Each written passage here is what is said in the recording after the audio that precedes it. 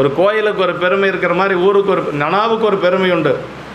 உங்களுக்கு நம்முடைய ஞானசம்பந்த பெருமான் திரு நனா என்று சொல்லக்கூடிய பவானி வருகின்ற பொழுது கோயிலில் போய் வழிபாடு செய்கிறது எல்லா பக்கம் போய் வழிபாடு செய்கிறாங்க.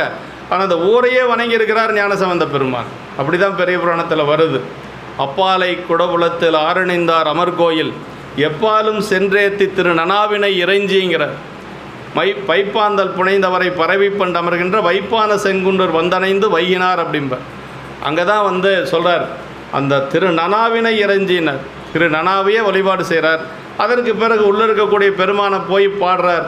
அப்போ ஊரையும் வணங்கியிருக்கிறார், அங்கே இருக்கக்கூடிய பெருமானையும் பாடியிருக்கிறார். அது மட்டுமல்ல, அந்த ஒரு பதிகத்தில் தான் அடியார்கள் ஒவ்வொருத்தரையும் மலர் தூவி வழிபாடு செய்து கொண்டார்கள்ங்கிறது அங்கே தான் இருக்குதுங்க. தேனார் மலர் கொண்டு அடியார் அடிவணங்கும் திருநனாவே அப்படின்னார். காணார் களிற்றுருவை என்று சொல்லக்கூடிய பாட்டில் பாடுறாருங்க. தேனார் மலர் கொண்டு அடியார் அடிவணங்கும் திருநனாவேனார். இறைவனை எல்லா பக்கம் வணங்குவாங்க.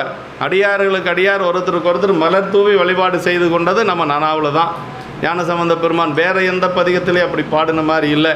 இதை பூவார் மலர் கொண்டு அடியார் தொழுவார் புகழ்வார் வானவர்கள் அண்ணாமலையில் பெருமானை வழிபாடு செய்தது. அண்ணாமலையார் வழிபாடு செஞ்சதை சொல்கிறார். இங்கே அடியார்களுக்கு அடியார் ஒருவர் அப்படி வழிபாடு செய்து கொண்டார்கள் என்று சொல்லி நமக்கு நனா பதிகத்தில் பதிவு செய்கிறார் நம்முடைய ஞானசம்பந்த பெருமான்.